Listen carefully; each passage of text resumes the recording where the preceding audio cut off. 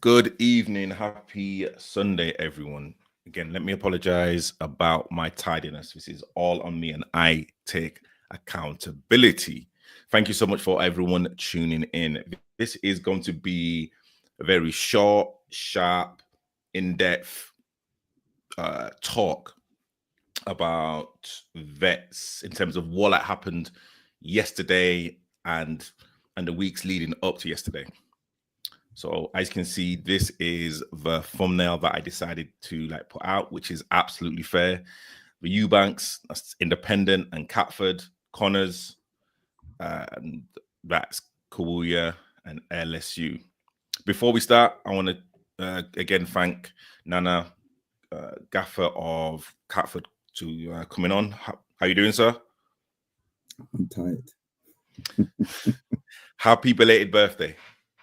Thank you, brother. How are you? You good? Yeah, tired as well, man. Tired. But let's not talk about that. Oh dear. But let's go with the fixtures. The results from yesterday. Catford lose to Kawuya 1-0. Is 4-1. Sorry, 4-1. Sorry, 4-1. And then Hollington and the Leone Stars was postponed. So it was Johnson and Phillips played Greenwich Borough and beat them 6-1. LSU Masters beat Independent 3-0. And the Metrogas Santos game was postponed.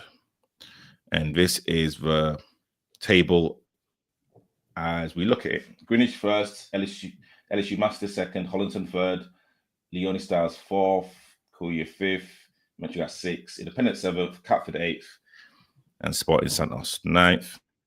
And these are the fixtures for next week. Kawuya versus Hollington, Barnstead versus Leone Stars, Sporting Santos versus Independent, Bromelians versus Catford, Metrogas versus Kawuya. No, let's go straight into it. I mean, how would you assess Catford's first five games so far this season? It hasn't been great. Let's call it a spade a spade. I could sit here and give you excuses, left, right, center, or defender mistake, or goalkeeper mistake, but at the end of the day, it's Catford. We haven't played well enough to win football games. That's why we are where we are. We played some of the top teams currently. We played Kawuya, top team. We played LSU. We played Metrogas, and then Greenwich Borough. And as you can see, these are the teams who are sitting high and pretty over there. It hasn't been great, but obviously we will look to put things right. Just go back to basics and do what we need to do. Last season was an overachievement, as we all know it, and then so everybody was put on blast. Everybody knows what we were capable of. So everybody comes with a full squad when it's Catford's turn. So it is what it is, but I'm confident we can turn things around. Yesterday's performance, and again, I was watching, and this isn't an individual criticism. I think people kind of know me well enough where I can have a laugh, but of course I'm a kind of straight shooter. I think the performance as a team yesterday was, it was one of the worst I've seen. And all credit to Kawuya, they kind of had our number. And how did you feel second half, 70 minutes into the game? Over the last 2 years, I can tell you games where I've seen us get beat. And that's 3 games that I've seen us get beat like with no ideas. Last season it was Holland to the first game. I think we had like 12 men, one injured. We got beat 6-1. I understand the reasons for that one. The final against Greenwich Barrow last season, and then this one. In terms of the goals we conceded, in terms of the cohesion as a team, and it was it was a shadow of the Catford that I know. And we got beat. You know, I watched the video back, and it was a very, very difficult watch because it was a bit very bad at the office. And so far as I'm concerned, there's no hiding place anymore for anyone. At 70 minutes, I'm looking, and we had a decent enough squad out there to compete, and we didn't. It's very, very low in confidence. Too concerned about not making a mistake instead of actually playing and enjoying football. If we play with a smile on our faces, we always get something out of the game. But it's normal when you're not winning football games. You're losing in particular fashions and all that. Your confidence gets low, so things don't go as well as they should for you. But like I said, I'm very, very confident in the squad that we have, in the ability of the players, and I know we're going to bounce back from it. Vela always say, never judge a man when he's on top of the hill, judge him where he's at the bottom. And literally right now, as that Catford manager, and we've had some very frank conversations, especially yesterday. So I'm not gonna talk about what was said, but literally at this present moment in time, exactly what you've just alluded to. There's no hiding place, and of course, there's no hiding place for you also as the manager. Teams have kind of tried, they've tried to look at our strengths and look at our weaknesses, and literally right now, they are kind of figuring us out. I mean, what have you learned about yourself for the past couple of games? I mean, let's go back to the first comments that you made in terms of,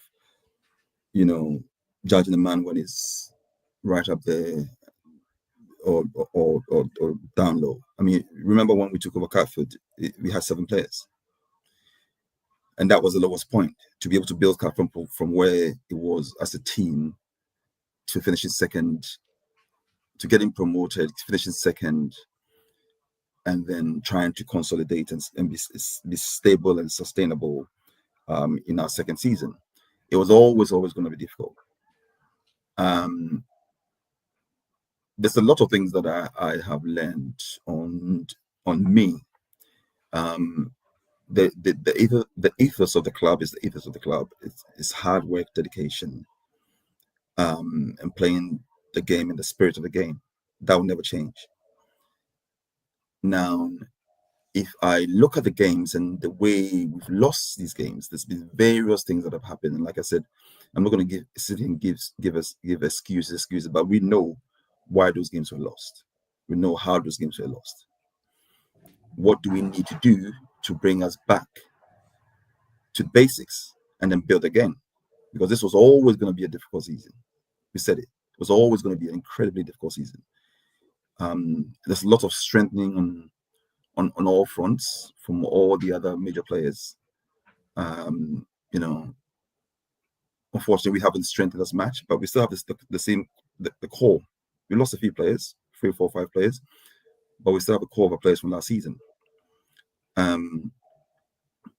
We will be okay, but I have learned that, I need to find a way to get his boys back on track, believing in themselves again as much as I believe in them. And that's no mean feat. That's not something that's easy. But we will find a way to get everybody enjoying their football again. And once they start enjoying their football, we win football games. It's really simple. I've seen it time and time again when the smiles on the face of the lads, which propels them into winning football games. Let me bring up this image again. And again, for me, it's a very poignant image.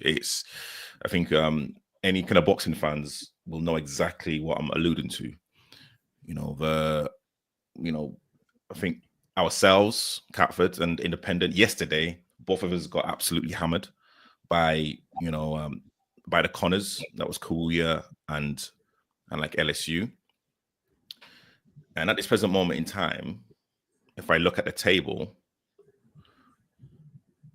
we are like in the relegation zone. Santos definitely have to pick up points, or literally again they will be set adrift. And just above us are Independent. Independent got beat by LSU Masters, and literally what I heard from like a few people that actually watched the game and were literally part of it is like Independent flattered to deceive. And when we kind of look at the table now, Independent is literally going to be a game where both teams need to win, right? 100%. I just heard bits and pieces of what happened yesterday. I haven't heard the full story. Apparently, it was a very, very, very physical game. Very, very physical game. And in hindsight, it was always going to happen. Obviously, with the history that them two clubs have, obviously, with most of the players moving from Independent to LSU, there was going to be a lot of love-hate relationship there. Yes, it's in the 3-0. However, I'm sure we'll find out a lot more in the course of the next few days. I'm not worried about what's going on there. I'm worried about my club and winning a game of football. Like I said, we place all the top teams who are there. When it comes to games like Independent, Santos, Leonie Stars, Metrogas, they all need to beat us to be able to stay afloat. So these games are going to be our World Cups, our Cup finals, in terms of the state that we are in right now, because we are not firing on all cylinders. So it's a must-win game. We have to get some of those games. If you land the first job, then you stay ahead of them. It's as simple as that. So everybody will do their thing in terms of other clubs, but I'm more concerned with what we need to do. I think what, and again, I want to go back to what you said a few questions before, also as in terms of what you answered before, in terms of the lowest point for Catford and for you as manager was when we had 7 players, and literally from the 7 to have 17 players right now, and literally I know we can kind of talk about what went wrong yesterday, but overall, even like in the clubhouse, we sat down, we had a laugh, we had a drink, we celebrated like your birthday. So there's still a togetherness there, which is for me the most important thing, because like a lot of teams, a lot of people, when they're going through like a little bit of a bad patch, that's literally when people start getting on each other's nerves. There'll be WhatsApp group conversations, etc. So that's like something that we have. There's a sense of togetherness,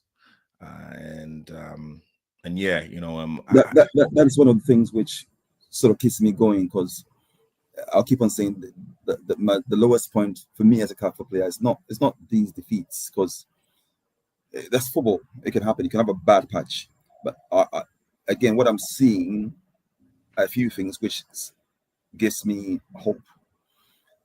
One is that the manner of the defeats that we've had, like I said, it's only yesterday that we were beat.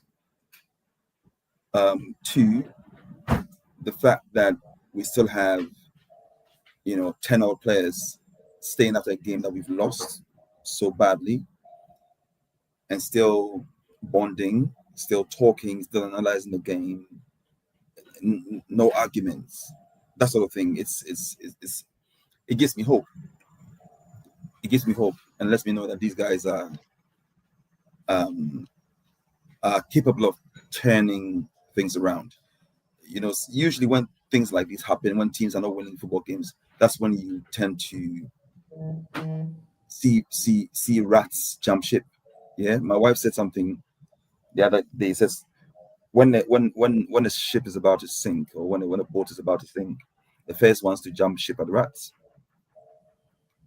We haven't had anybody, just say we are not winning football games, so I'm going. I'm that. No, we haven't had that, which is always good to hear, always good to see, because then people, they believe in what we're doing. They are firmly committed to the squad, and they believe in the ability to turn things around, which gives me hope that this will change, and I know it will change. We don't become a bad team overnight. Doesn't happen. We just need to go back to basics and do, what we do best. That's all. Answers come into the comments said we have seen worse. I mean, again, Answer, Yinka have been at Catford for many over like 10 years. So I can actually imagine that they've seen a lot worse in like their teams. And myself and Answer had a conversation yesterday. I'm not going to say exactly what we said. And literally Answer, is a kind of player that, he like wears his heart on his sleeve. You know what I mean? And but literally it's about that control, and literally that's kind of what we spoke about. I'm not going to say exactly what, because again, that was a private conversation, but again, he's an integral part of literally what like we are like trying to do at Catford. Yes, so is everybody else. Ansar is a great guy, know him off the pitch as well. Terrible dancer though. Terrible dancer. Well, I can name one person who's worse. Definitely not Ansar. But it is what it is, man. Ansar's a great guy. Yes, he wears his heart on his sleeves, but I think he will continue to learn how to control it and let his football do the talking on the pitch. Once the goals start coming in, we'll be absolutely fine. So and once our defenders can also play back-to-back games without catching the ball in the air and getting red cards, it was an executive decision. So shut up. Oh dear. My God. Executive decision to, what do you think it was? What, basketball, netball? You know what? I would explain myself in the group. I don't need to say. We don't need any more explanations. It's fine. So, of course, we have a cup game against Bromelians. I always get the pronunciation wrong. And again, they are no mugs. They're in the championship. They are doing well. I can imagine that they've probably looked at our results, and they've probably got some intel from like teams or from like players that they know. What are you expecting from that game from us? They'll be rubbing their arms right now in terms of the state that we're in, and I wouldn't blame them. They are no mugs. I think they lost a few games and they bounced back with some really, really big wins. Bromelians have always been there. They've always been there, especially in the championships. From Division 1. I remember when we were independent and there was a season where they didn't want to go up. So we went up instead of them. So I've always got love for Bromelians. It's going to be a really, really tough game, especially in the state that we're in. And, I expect us to go there, going back to basics.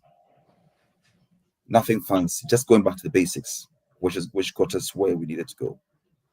And so so far as I'm concerned, that's what we're going to do for the rest of the season. We're going to go back to basics and build from there. It's as simple as that. Nothing too complicated, nothing too intricate. Let's go back to basics. And our next league game, I believe, is against Independent. Is it Independent? Yes, I think so. I think so. Yeah. And again, you literally that's like going to be a very it could be a very emotionally charged game. Again, two teams right now who are fighting for points. Both teams have some really good players. I mean, what are you expecting from that game? I expect it to be just as it is. It's going to be a dogfight. Actually, we have Bromelians, and yes, we have Independent at home, and then Metrogas. After that, it's always going to be a dogfight.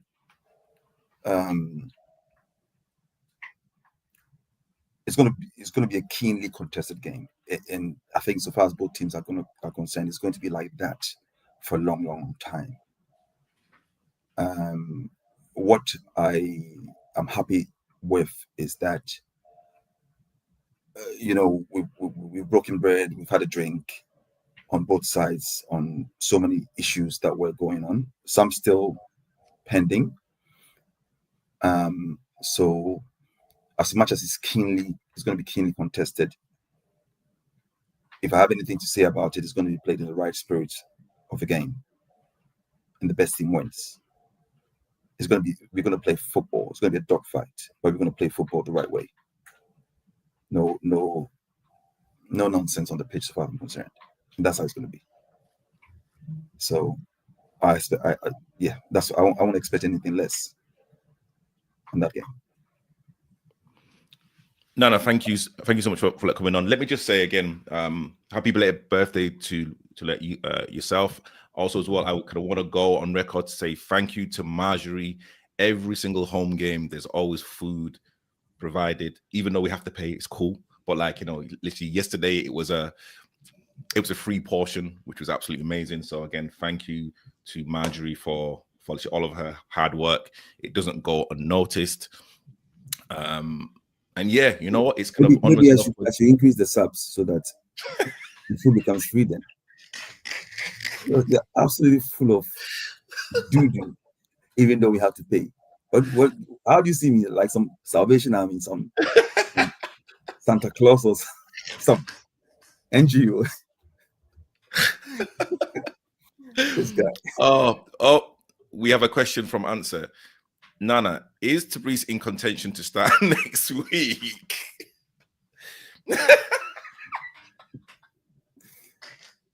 And behave yourself.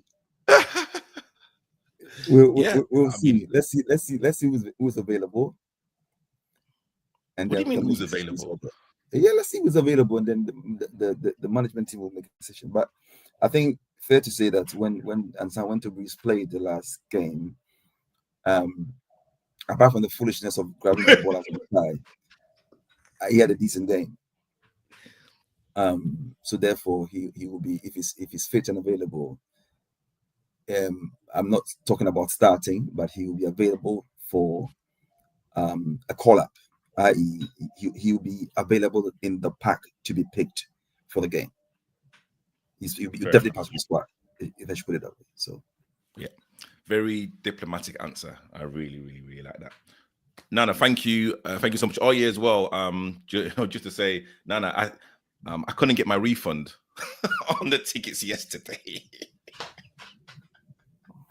Serves you right. Next time when you're looking at something, you're gonna look at it properly and pay for the right thing. Madness. But hey, it's one of the things.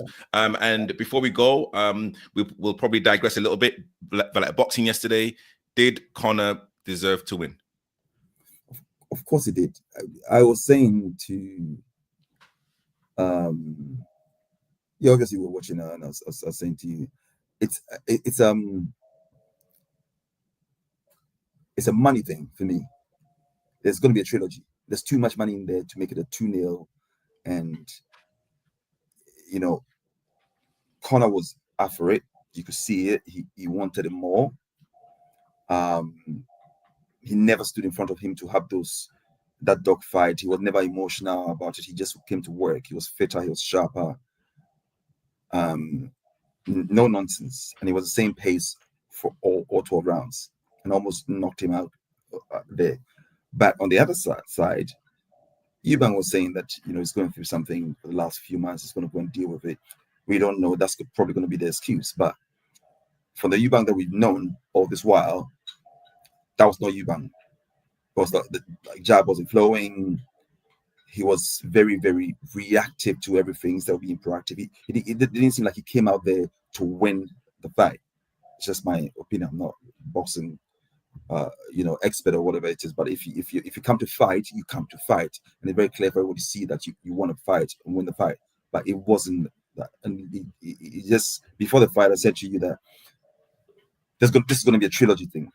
It's going to be exactly like, it's too much money over there to imagine they're splitting the press like it's press like 60 million. Imagine that.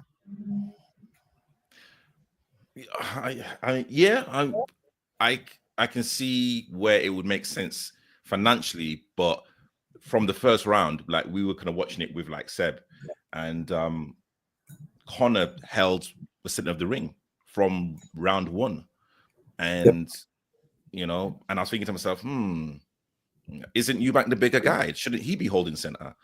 That's what I'm saying. No jab, nothing. I just don't think, in terms of his health, another 40-50 million is worth it. And he, you could tell that there was no power in his shots. Yeah, there was definitely something going on, but as a kind of individual, especially with it, if it's an individual discipline, it's you are like supposed to leave all of that outside of the ring and concentrate on your job, which is to but we are human beings, brother. It's true.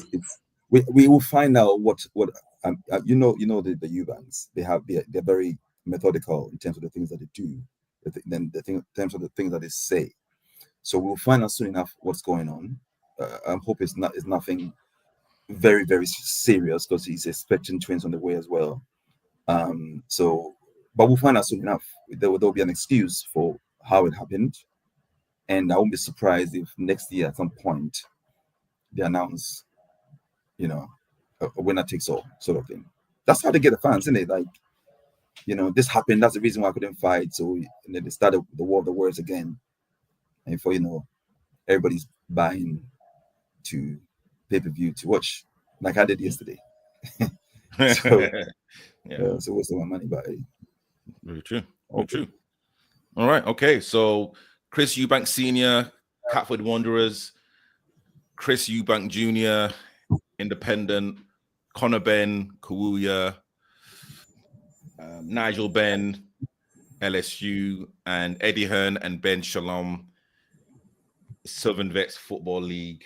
I think literally that's a great analogy in terms of how everything went down yesterday. Nana, I want to thank you, and also as well, I want to thank everyone that's been watching.